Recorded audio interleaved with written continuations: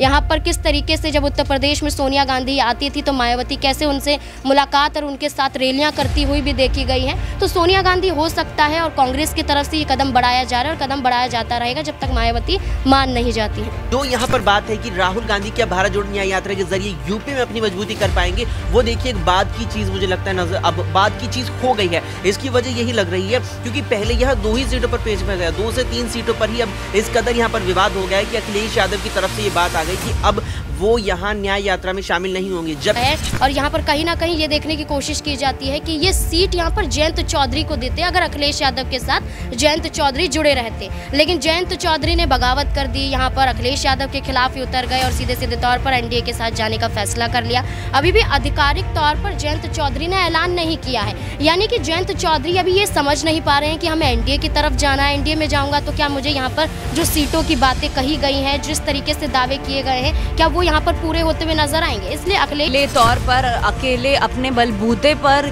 ये चुनाव लड़ना चाहती है मायावती। लगातार यही कहती हुई नजर आती हैं कि वो जो चुनाव है वो किसी और के साथ नहीं लड़ना चाहती, क्योंकि उन्हें हमेशा यानी बीएसपी को हमेशा गठबंधन में नुकसान ही होता हुआ नजर आता है। ये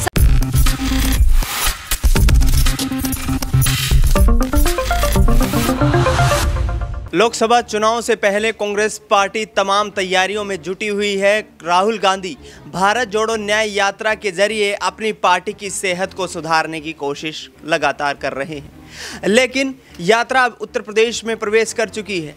2 यहाँ पर कांग्रेस पार्टी की परंपरागत सीटें मानी जाती हैं, अमेठी और रायबरेली। अमेठी में 2019 के लोकसभा चुनाव में राहुल गांधी को करारी शिकस्त का सामना करना पड़ा था, जबकि रायबरेली सीट से सोनिया गांधी लगभग अब अलविदा कह चुकी हैं। अब आने वाले वक्त में कांग्रेस पार्टी के लिए देखना ये होगा कि ये दोनों परंपरागत सीटें किस तरीके से बचाई जाती है। दूसरी तरफ देखा जाए तो यहाँ पर प्रियंका गांधी को चुनाव लड़वाने की तैयारियां शुरू हो चुकी हैं। कहा जा रहा है कि रायबरेली से प्रियंका गांधी यहाँ पर चुनावी हुंकार भरती हुई नजर आ सकती हैं और प्रधानमंत्री नरेंद्र मोदी को चुनौती देने के लिए 2024 के लोकसभा चुनाव में पूरे यूपी के कैंपेन को संभालने वाली है। राहुल गांधी की भारत जोड़ो न्याय यात्रा उत्तर प्रदेश में 1000 किलोमीटर लंबी यात्रा तय करेगी। ये यात्रा 20 जिलों से होकर के गुजरेगी और ऐसे में आने वाले वक्त में क्या कांग्रेस पार्टी को जो 17 सीटें देने का यहाँ पर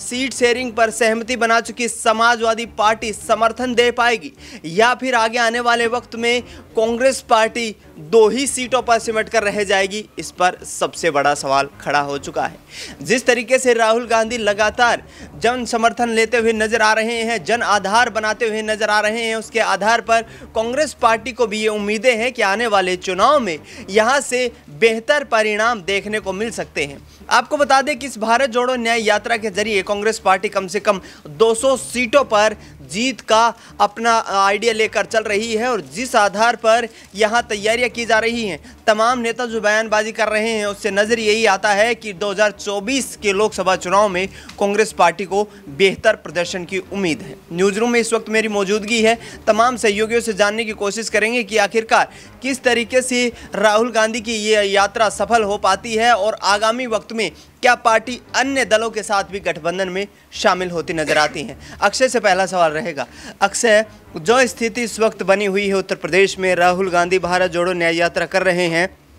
क्या यहाँ पर कांग्रेस पार्टी जो 17-18 सीटें सीट शेयरिंग के माध्यम से उनको मिली हैं उस पर बेहतर प्रदर्शन कर पाएगी? देखिए दिनेश, सीटें अभी भी तय नहीं हैं। जो 11 सीटें कांग्रेस को अखिलेश यादव ने अपनी सूची जारी करते हुए दी थी, इस पर सबसे पहले जयराम रमेश साफ तौर पर कहते नजर आए थे कि जो सूची अखिलेश यादव ने 11 सीटों की जारी की है वो कोई औपचारिक सूची नहीं है, वो केवल उनकी एक प्रस्तावना है। अभी इस प्रस्तावना पर हमारी मुहर बाकी है, जो 11 पर नहीं लगेगी, 15 से 20 पर लगेगी। अब जब जयंत चौधरी ने यहाँ सपा का साथ छोड़ दिया, इंडिया गठबंधन का साथ छोड़ दिया, तो ऐसे में संभावना बढ़ गई कांग्रेस को ज़्यादा सीटें मिलने की। लेकिन अब आप गौर करेंगे, सोमवार की देर रात तक मीटिंग हुई है कांग्रेस प्रतिनिधियों की और सपा प्रतिनिधियों की, और 3 सीटें ऐसी रही हैं यूपी की जहां करके फिर विवाद खड़ा हो गया है। जिन 3 सीटों का जिक्र में सबसे ज्यादा 3 में से जो चर्चा है वो एक बिजनौर, साथ में मुरादाबाद, और यहाँ पर तीन जो सीटें थी उनमें से मौदुख यानी कि बिजनौर और मुरादाबाद, इन 2 सीटों की सबसे ज़्यादा यहाँ पर विवाद रहा। अब देखिए, जहाँ सूबे में 80 लोकसभा सीटें आती हैं, इन 80 लोकसभा सीटों में से केवल 2 सीटों पर आकर के विवाद फंस गया है। मुरादाबाद पर अगर आप गौर करेंगे तो एसटी हसन वर्तमान में सपा के सांसद है वहाँ से, और वहीं से चाह रही है कि कांग्रेस का प्रत्याशी खड़ा हो। इसके अलावा यहाँ पर बिजनौर पे हालांकि यहाँ पर सपा के जो है प्रत्याशी वो जीत नहीं पाए थे, क्योंकि यहाँ गठबंधन उस वक्त था। मलूक नागर बसपा के सांसद वर्तमान में है, लेकिन वहाँ सपा कहीं ना कहीं अब अपनी दावेदारी ठोक रही है, और कहीं ना कहीं उस ही बिजनौर से यहाँ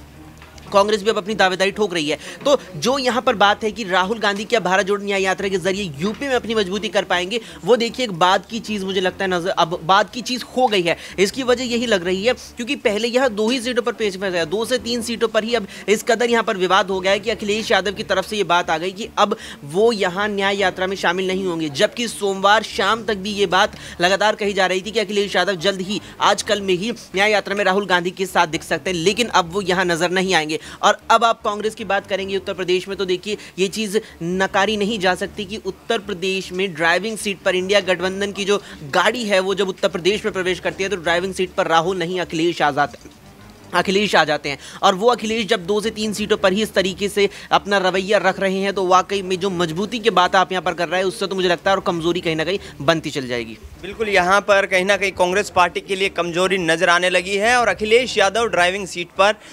इंडिया गठबंधन को उत्तर प्रदेश में लीड कर रहे हैं। नाजमीन से अगला सवाल रहेगा। नाजमीन, क्या यहाँ पर जयंत चौधरी के जाने के बाद अखिलेश यादव बैकफुट पर आ चुके हैं और क्या कांग्रेस पार्टी अब जो सीट शेयरिंग पर पेच फंसता हुआ नजर आ रहा था उसमें कहीं ना कहीं बाजी मारती नजर आ रही है? ये अखिलेश यादव जिस तरीके से आपने कहा कि जयंत चौधरी चले गए तो यहाँ पर कहीं ना कहीं मुश्किलों में आ गए, उनकी पार्टी कमज़ोर नज़र आ रही है। अगर कमज़ोर नज़र आ रही होती तो अखिलेश यादव यहाँ पर जयंत चौधरी के खिलाफ ही प्रत्याशी ना उतारते। अभी यहाँ पर जो लिस्ट जारी हुई है उसमें देखिए मुजफ्फरनगर से कैसे यहाँ पर हरीश को यहाँ पर उतार दिया जाता है और यहाँ पर कहीं ना कहीं ये देखने की कोशिश की जाती है कि ये सीट यहाँ पर जयंत चौधरी को देते अगर अखिलेश यादव के साथ जयंत चौधरी जुड़े रहते, लेकिन जयंत चौधरी ने बगावत कर दी, यहाँ पर अखिलेश यादव के खिलाफ ही उतर गए और सीधे सीधे तौर पर एनडीए के साथ जाने का फैसला कर लिया। अभी भी आधिकारिक तौर पर जयंत चौधरी ने ऐलान नहीं किया है, यानी कि जयंत चौधरी अभी ये समझ नहीं पा रहे हैं कि हमें एनडीए की तरफ जाना है, एनडीए में जाऊंगा तो क्या मुझे यहाँ पर जो सीटों की बातें कही गई हैं, जिस तरीके से दावे किए गए हैं, क्या वो यहाँ पर पूरे होते हुए नजर आएंगे। इसलिए अखिलेश यादव को ये कहना कि कमजोर हो गए जयंत चौधरी के जाने के बाद, वो यहाँ पर अभी दिखता हुआ नजर नहीं आ रहा है, क्योंकि कई प्रत्याशियों को उतार रहे हैं, बसपा के खिलाफ उतारा है, यहाँ पर भारतीय जनता पार्टी के खिलाफ उतारा है, ऐसे वर्गों से यहाँ पर समाजवादी पार्टी के प्रत्याशियों को उतारा गया जो कहीं ना कहीं दूसरी पार्टियों को झटका दे सकते हैं। पल्लवी पटेल का जिक्र कर लेते हैं, यहाँ पर प्रतापगढ़ से उनकी मां को कहीं ना कहीं प्रत्याशी बनाया जाता, कृष्णा पटेल को, लेकिन नहीं बनाते, वो यहाँ पर किसी और को उतार देते हैं। तो अभी भी अखिलेश यादव दांव पेच आजमा रहे हैं कि कैसे यहाँ पर हराया जा सके दूसरी पार्टियों को। नाजमीन, जिस तरीके से मायावती को क्या साथ ला सकती कांग्रेस पार्टी, क्योंकि अखिलेश यादव की स्थिति इस वक्त स्पष्ट नहीं है, सस्पेंस बरकरार है, तो क्या मायावती को सोनिया गांधी ला सकती हैं दलित वोट बैंक और मुस्लिम वोट बैंक को साधने के लिए? देखिए बिल्कुल, यहाँ पर अगर समाजवादी पार्टी की बात करें तो समाजवादी पार्टी ने अगर बसपा के खिलाफ प्रत्याशी उतार रहे हैं या फिर समाजवादी पार्टी खुद ये कहती हैं कि मायावती के साथ नहीं जाएंगे, तो कांग्रेस पार्टी आगे बढ़कर कदम यहाँ पर देखे जा रहे हैं उनके। आप ये देखिए कि मायावती के जो एक सांसद थे दानिश अली, कैसे यहाँ पर जब संसद में उनके खिलाफ बोला जाता है तो कैसे कांग्रेस पार्टी उनका समर्थन करने आ जाती है। लेकिन मायावती आप ये देखिए कि एकला चलो वाली राजनीति जो लेकर चल रही हैं, यहाँ पर मायावती जो बार बार कहती हैं कि किसी भी गठबंधन में शामिल नहीं होंगी, यहाँ पर फिर भी पार्टियां नहीं मान रही है। कांग्रेस पार्टी की बात करें, पूरी कोशिश कर रहे हैं कि मायावती को कैसे मना लिया जाए। इसमें कहीं ना कहीं सोनिया गांधी भागीदारी निभा सकती है। मायावती के साथ कैसे रिश्ते हैं सोनिया गांधी के जग जाहिर हैं। यहाँ पर किस तरीके से जब उत्तर प्रदेश में सोनिया गांधी आती थी तो मायावती कैसे उनसे मुलाकात और उनके साथ रैलियां करती हुई भी देखी गई हैं। तो सोनिया गांधी हो सकता है, और कांग्रेस की तरफ से ये कदम बढ़ाया जा रहा है और कदम बढ़ाया जाता रहेगा जब तक मायावती मान नहीं जाती हैं। बिल्कुल, यहाँ पर कहीं ना कहीं सोनिया गांधी कोशिश करती नजर आ सकती हैं कि आने वाले 2024 के लोकसभा चुनाव से पहले बहुजन समाज पार्टी का समर्थन ले लिया जाए और उससे उत्तर प्रदेश में अपनी जमीन को मजबूत कर लिया जाए। शिखा से अगला सवाल रहेगा। शिखा, क्या मायावती के साथ आने से या फिर ये कहें कि राहुल गांधी की भारत जोड़ो न्याय यात्रा से कांग्रेस पार्टी की स्थिति 2024 के लोकसभा चुनाव में मजबूत हो पाएगी देश भर में, किस तरीके से देखते हैं? जी बिल्कुल, अगर मायावती को इतनी बार निमंत्रण भेजा जा रहा है इंडिया गठबंधन द्वारा कि वो इंडिया गठबंधन में शामिल हों, लेकिन लगातार मायावती की तरफ से यही जवाब सुनने को मिलते हैं कि वो अकेले तौर पर, अकेले अपने बलबूते पर ये चुनाव लड़ना चाहती हैं। मायावती लगातार यही कहती हुई नज़र आती हैं कि वो जो चुनाव है वो किसी और के साथ नहीं लड़ना चाहती, क्योंकि उन्हें हमेशा,